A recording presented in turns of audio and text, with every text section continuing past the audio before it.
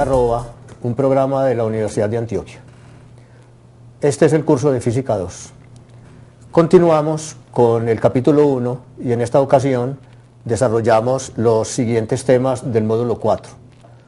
Oscilaciones amortiguadas, forzadas y resonancia. En primer lugar, vamos a considerar el tema de las oscilaciones amortiguadas. En los módulos anteriores hemos estudiado osciladores y en ninguno de los casos han estado presentes fuerzas que naturalmente están siempre presentes en todo movimiento natural, como son las fuerzas de fricción. Muy en particular, las fuerzas de fricción viscosas, realizadas tanto por la presencia del aire o en general por la presencia de fluidos, dan como resultado final que las oscilaciones de un sistema periódico decrecen progresivamente en el tiempo hasta que el oscilador llega al reposo. ¿Cómo describirlo matemáticamente? Primero que todo, planteamos la segunda ley de Newton de movimiento en la forma: la masa por la aceleración es igual a la suma de todas las fuerzas que actúan sobre el sistema. Estamos pensando en osciladores, de manera que el primer término de fuerza menos kx corresponde a la fuerza dada por la ley de Hooke. Y el término siguiente, menos lambda por b, describe en su forma más simple el efecto de las fuerzas viscosas. Fuerzas viscosas directamente proporcionales a la velocidad se conocen con el nombre genérico de ley de Stokes. Observen la presencia del signo menos, que está indicando que la fuerza viscosa se opone al movimiento. Y muy en particular, el coeficiente lambda es un número positivo. Esta ecuación, segunda ley de Newton de movimiento, puede ser expresada en forma de una ecuación diferencial, teniendo en cuenta que la aceleración es la segunda derivada de la posición respecto al tiempo y la velocidad la primera derivada de la posición. El resultado es entonces esta ecuación, que por sí misma es una expresión bastante notable, a la que hemos de colocarle el cero que le falta a la derecha, y que describe entonces el movimiento de una masa actuada por una fuerza recuperadora del tipo de ley de Hooke y una fuerza viscosa. Hemos definido para escribir esta ecuación W cuadrado igual a K sobre M, correspondiente a la frecuencia natural del oscilador armónico, y en vez de utilizar lambda en la ecuación diferencial, hemos introducido la cantidad 2 beta. Si el tercer término en la ecuación diferencial no apareciese, es decir, si beta fuera 0, vale decir si lambda fuera 0, la ecuación correspondiente sería la de un oscilador armónico. Lo que presenta la solución de esta ecuación diferencial ordinaria, de segundo orden y homogénea es la existencia de un movimiento con amortiguación. En los casos siguientes vamos a estudiar el efecto que trae el factor beta amortiguante en comparación con el factor del oscilador armónico, cuya frecuencia es W. Una primera situación en la que podemos comparar W y beta es la que se describe con esta curva y cuya animación, cuyo video aparece en el recuadro. Observemos lo que está ocurriendo tanto en el recuadro como en la gráfica. Ante todo, el transcurso del tiempo se mide con la línea horizontal. Si ustedes observan la amplitud de la oscilación, van a darse cuenta que cada vez la distancia máxima a la que el oscilador se encuentra después de un ciclo es cada vez más pequeña. Esto significa que el oscilador decrece en su amplitud. La curva en rojo, punteada, da una información sobre el decrecimiento global de la oscilación y es una curva que se conoce como la envolvente, una exponencial negativa. Mientras mayor sea el valor de beta, más rápidamente decrece la curva exponencial, es decir, más rápidamente llega el oscilador a su estado de equilibrio. La solución de la ecuación diferencial que hemos propuesto al comienzo, en el caso del llamado oscilador subamortiguado, en el que el valor de beta es menor que el valor de la frecuencia natural del oscilador, está dado por esta expresión. Observen que aquí X es una magnitud lineal que, por estar acompañada de un exponencial, decrecerá con el tiempo, tanto más rápido cuanto mayor sea el valor de beta. Y la frecuencia de la oscilación, es decir, el coseno, está acompañado de un término que es el correspondiente a la frecuencia de la oscilación del oscilador armónico amortiguado. La ecuación expresa algo muy simple. Este término con el radical da la frecuencia del oscilador armónico amortiguado y depende a su vez de la frecuencia del oscilador armónico sin amortiguación y de la amortiguación. Se nota entonces que la frecuencia de oscilación del oscilador amortiguado es menor que la correspondiente oscilación del oscilador armónico ideal, es decir, sin viscosidad. Esta situación descrita con esta curva y descrita en el video que acompaña en el recuadro es la situación de subamortiguación.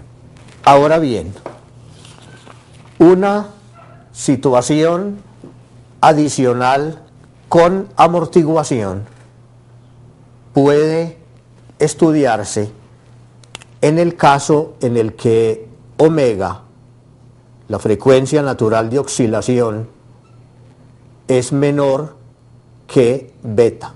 Recordemos que en el caso anterior se trataba de W mayor que beta. Esta situación tiene un nombre específico: sobreamortiguación. Obsérvese que beta, que es el factor viscoso, tiene un poder grande en el desarrollo, en la evolución del sistema físico y domina, digamos, sobre el efecto de omega, cuyo resultante debería ser una oscilación. En efecto, lo que la gráfica correspondiente a la solución primera dice es que el sistema no evoluciona como una oscilación. Observen muy en particular que existen dos curvas. Una de las curvas corresponde a la situación simple en la que omega es menor que beta, su situación de sobreamortiguación, y la segunda de las curvas, cuya solución es esta ecuación inferior, corresponde al caso crítico donde beta y omega son iguales. Miren ustedes que la primera solución y la segunda están acompañadas ambas por exponenciales decrecientes. Estos exponenciales decrecientes son los responsables de que al final la evolución del sistema conduzca al reposo. Además, los términos adicionales son términos exponenciales, uno creciente, el otro un exponencial decreciente. Observemos el comportamiento de las oscilaciones. En primer lugar, revisemos el movimiento armónico simple. Obsérvese que la línea horizontal verde asciende y desciende siempre hasta los mismos extremos, más A, menos A, siendo A la amplitud de la oscilación. Esto corresponde a un movimiento armónico simple con una cierta frecuencia, digamos omega, y cuyos topes, es decir, cuyas amplitudes se mantienen invariables a lo largo del tiempo.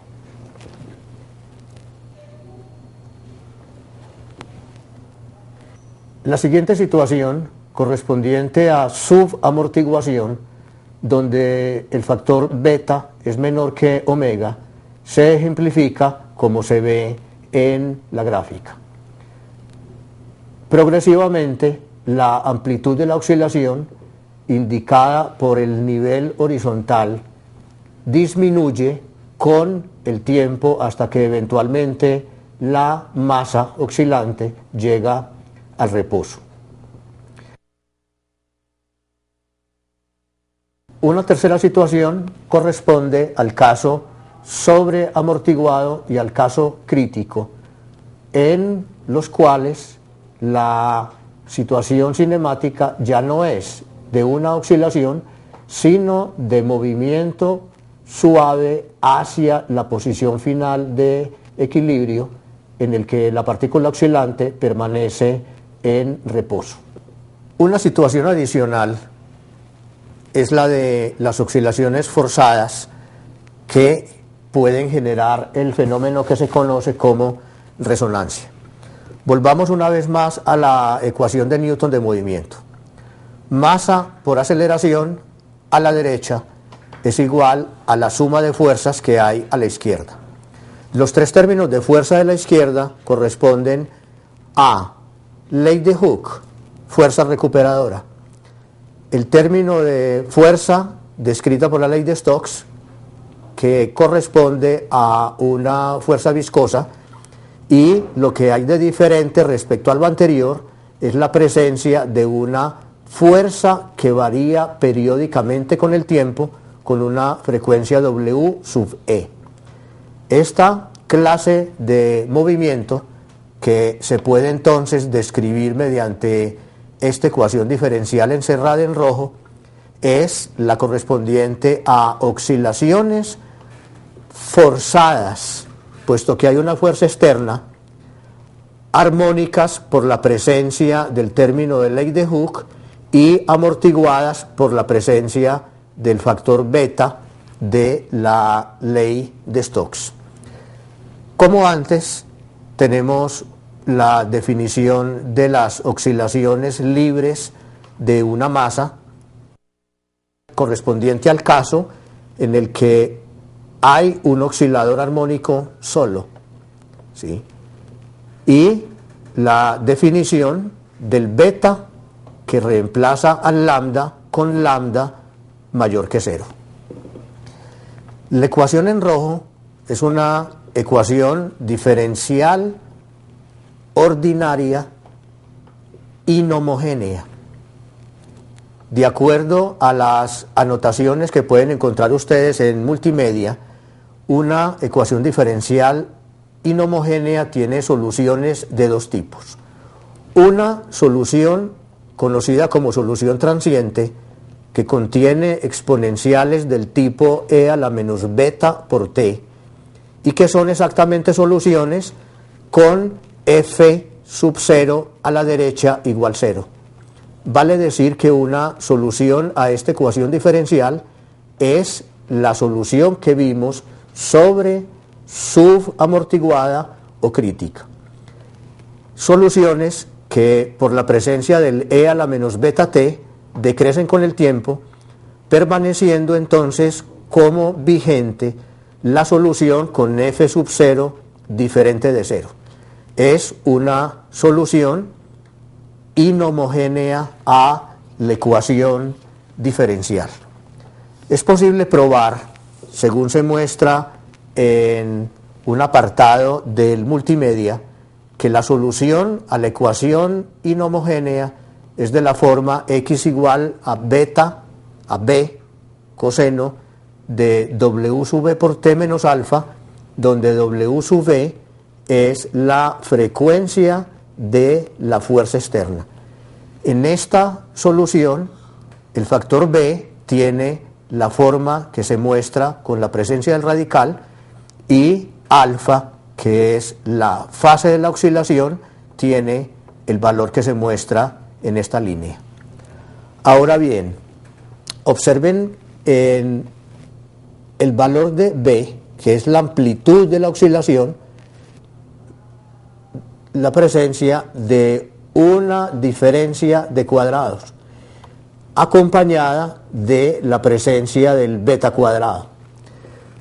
Es notable que si el beta, que es el factor que describe la amortiguación por viscosidad, es suficientemente pequeño, entonces el efecto de esta diferencia de cuadrados es bastante decisivo en la cinemática del movimiento forzado.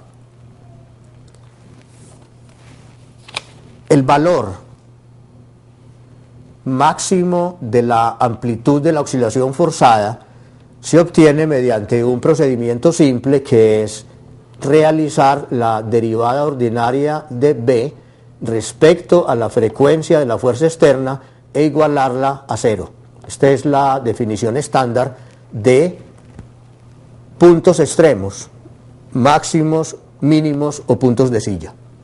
Resulta que el valor máximo de la amplitud de la oscilación se obtiene si el cuadrado de la frecuencia externa es igual a esta diferencia, lo que conduce a que el valor máximo de la amplitud de la oscilación está dada por la línea que muestro en este punto.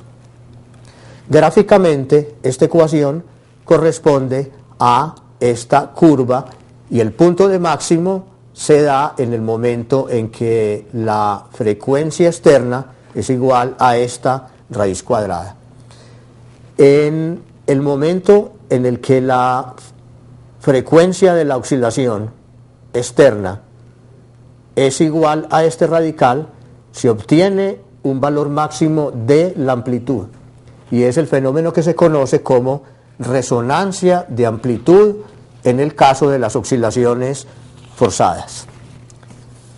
Conviene, con el propósito de seguir el análisis del movimiento, comparar la fuerza externa con la velocidad del oscilador. Esta fuerza externa, hemos dicho, es una fuerza periódica con una frecuencia W sub v. Del cálculo que viene de la solución para X, es posible, por derivación temporal, obtener la velocidad del oscilador forzado y amortiguado. Este es el valor de la velocidad, este es el valor de la fuerza externa.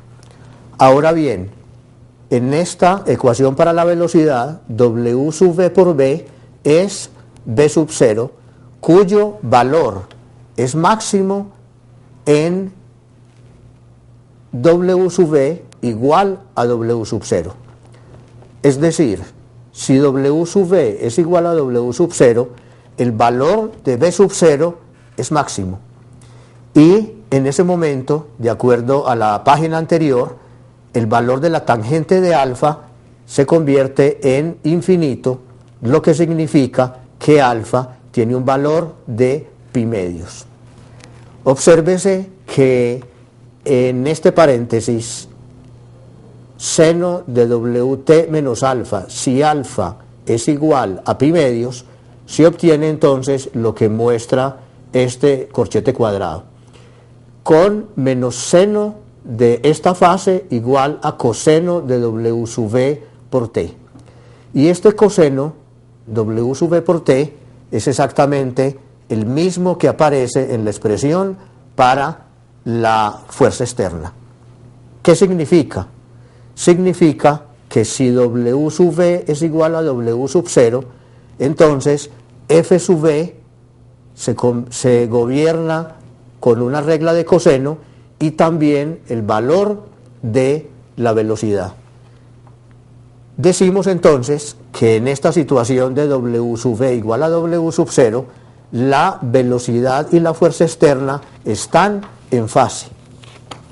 Y esta es una situación que se conoce como resonancia de energía. W sub 0 igual a W sub V, situación en la cual la velocidad y la energía cinética toman sus valores máximos. ¿Qué ocurre en esta situación? Ocurre que el oscilador forzado y amortiguado absorbe energía de la fuerza externa de la manera más eficiente posible.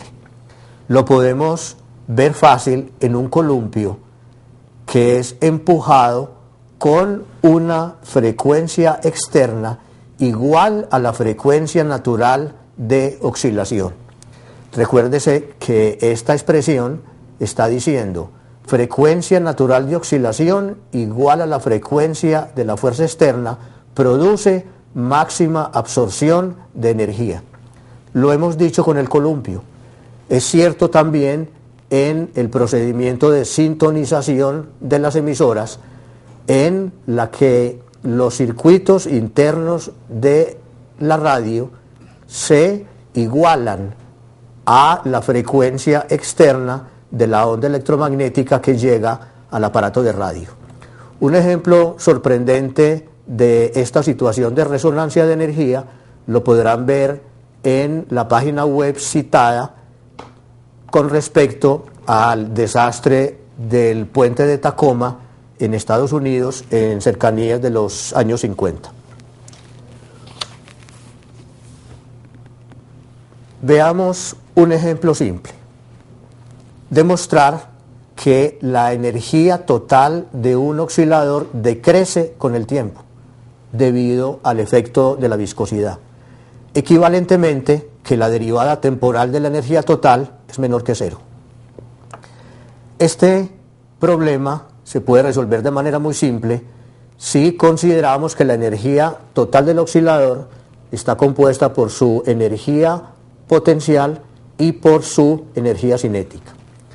Por derivación de esta expresión con respecto al tiempo, obtenemos como derivada de x2, 2x por la derivada de x respecto al tiempo, que es la velocidad, y como derivada de v2, 2 veces v por la derivada de v respecto al tiempo, que es la aceleración.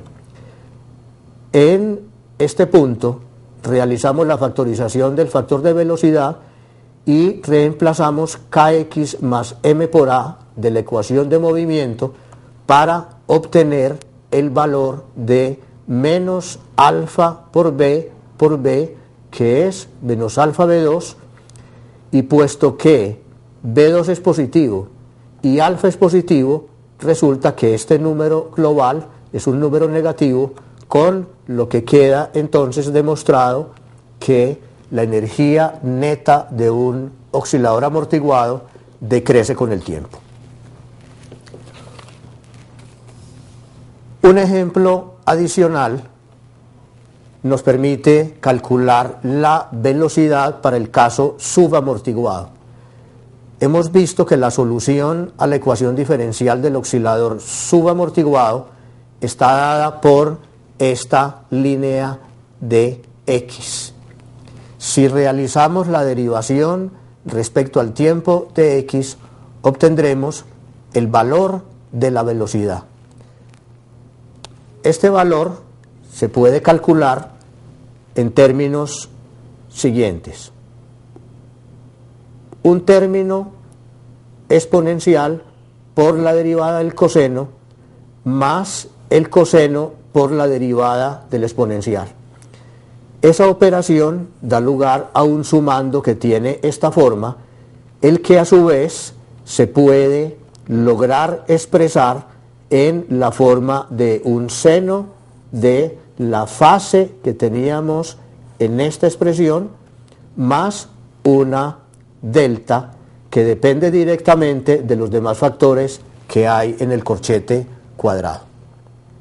Hasta aquí lo referente al módulo 4 del capítulo 1. Al finalizar la lectura, el estudiante deberá estar en capacidad de responder a las siguientes preguntas.